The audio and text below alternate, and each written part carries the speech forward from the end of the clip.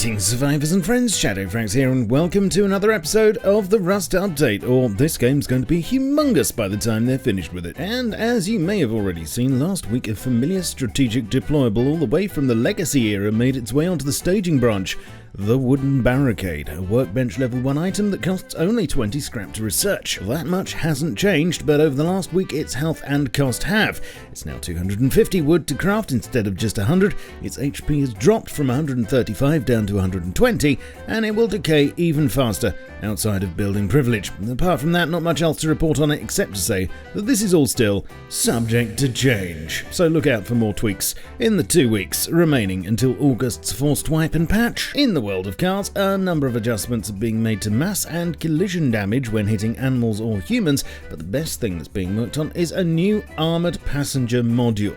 Soon there'll be no more fighting over steering wheels, as a better option will be available. Each module is its own separate section, but comes with flaps not just between passengers and the outside world, but also between each section. So, if you want to completely ignore your team, you can. There were also some changes to vehicle decay, with none being applied when one's on a powered vehicle lift, but it will no longer be possible to prevent decay of stationary cars by removing their engine parts. Boogie boards and inner tubes, being the cheap seaside treat they are now much more vulnerable to bullet and slash damage, and paddling pools are no longer invulnerable to thrown weapons.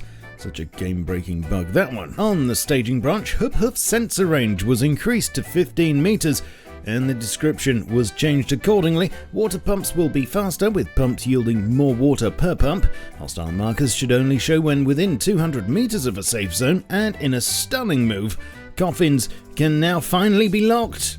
Because zombies or something, I don't know. There were a ton of small quality of life tweaks apart from this, but something really cool for cinematographers is going to be the ability to map convars to MIDI devices, whether that's with a controller, as shown here, or even a MIDI controller app, with this all being done over Wi-Fi.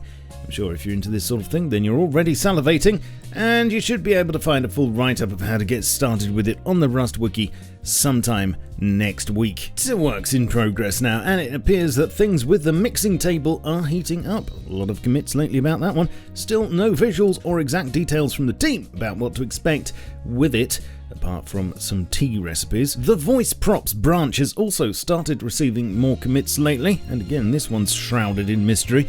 Is it related to leaving each other voicemails, or something to do with the lore? Time will tell. And it appears that there'll be a new boat shop and fishing village at some point soon, presumably a separate monument and not something attached to the harbour, although there are no visuals or details to give yet.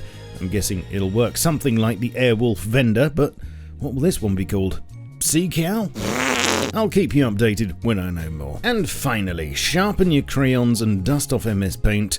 Face Punch are having a merch design competition.